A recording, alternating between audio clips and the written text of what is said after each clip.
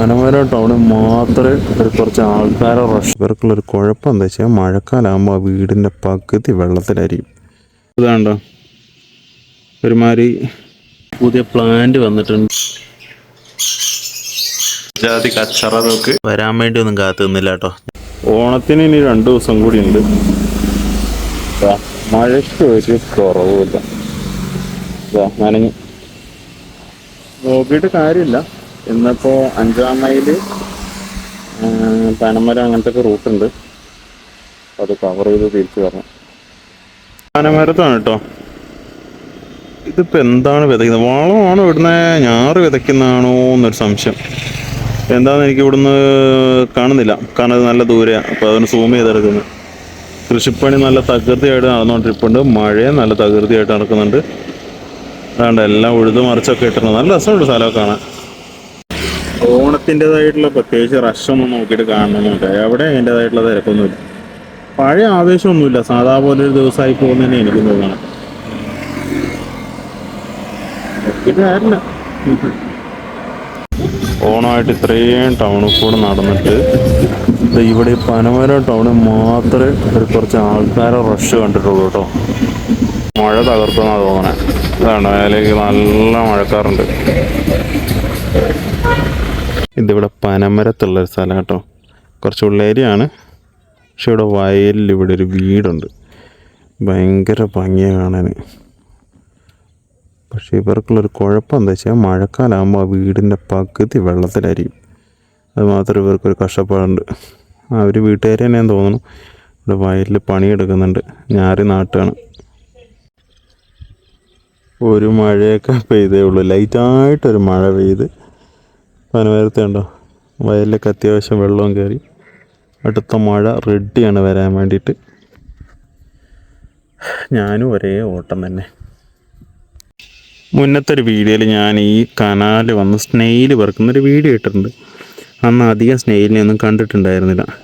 ഇപ്പോൾ ഇങ്ങ് നോക്കിയേ, ഈ മഞ്ഞ ഡോട്ടില്ലേ, ഇത് കംപ്ലീറ്റ് സ്നെയിലുകളാണ്. എന്തോരെണ്ണം നോക്കി. ഈ സൈഡിലുണ്ടായിരുന്ന ഈ വെള്ള ഡോട്ട് ഉണ്ടോ, ഈ ചുമരിലുള്ള, അത് കംപ്ലീറ്റ് മുട്ടയായിരുന്നു. അത് വിരിഞ്ഞിറങ്ങിയതാണ് ഈറ്റുങ്ങൾ. ഇതാണ്ടോ എന്തോരെണ്ണം ഉണ്ടായിരിക്കുന്നത് നോക്കി. ചില്ലറയൊന്നുമില്ല, ഒരുപാടുണ്ട്. ഇനി ഇത് കംപ്ലീറ്റ് വലുതാവണം.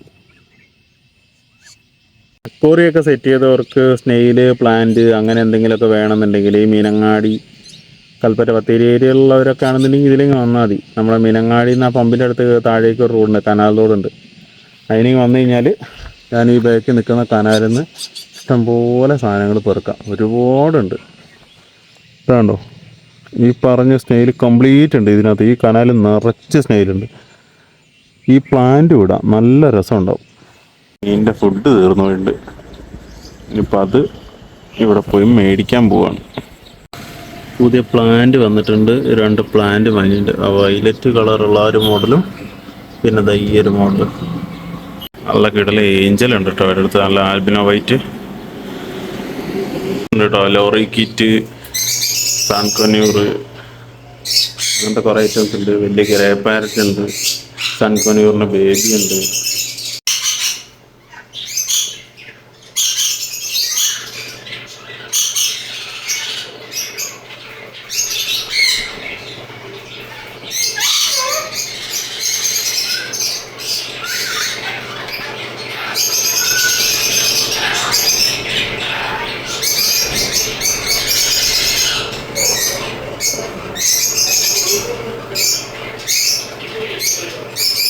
ജാതി കച്ചറ നോക്ക്.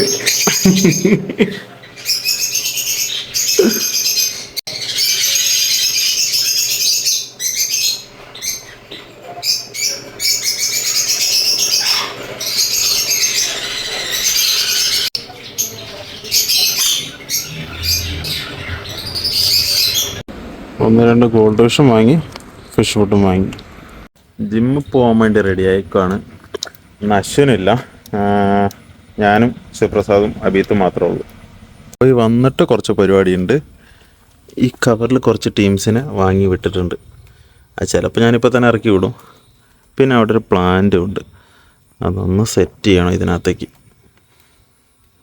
ഇതാ നമ്മളന്ന് മേടിച്ച ബ്ലാക്ക് മോർ ഗോൾഡ് ഫിഷൊക്കെ ഉഷാറായിട്ട് ഇതിനകത്ത് തന്നെ ഉണ്ട് കേട്ടോ. വരാൻ വേണ്ടി ഒന്നും കാത്തു നിന്നില്ല കേട്ടോ. ഞാൻ നേരെ അവന്മാരെ ഇറക്കി വിട്ടിട്ടുണ്ട്. ഗോൾഡ് ഫിഷും ഉണ്ട്, ഒരു തരം മോളിയുണ്ട്. ദേ അമ്മയും മോനും കൂടി. എന്താ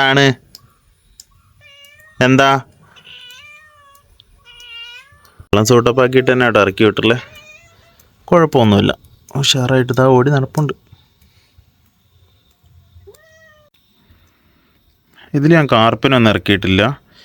പട ഗോൾഡ് ഫിഷും ഒരു ഗപ്പീൻ്റെ ഫീമെയിലും ഉണ്ട്. ഇപ്പോൾ മേടിച്ചിട്ട മോളി 2 ഉണ്ട്, 2 ഗൗരാമിയുണ്ട്. അവർ പേരാണ്. ഓണത്തിൻ്റെ തലേന്ന് ആവാനായി നോക്കിയ പൂക്കളിലേക്ക് സെയിൽ തുടങ്ങിയിട്ട് മീനങ്ങാടിയാണ്.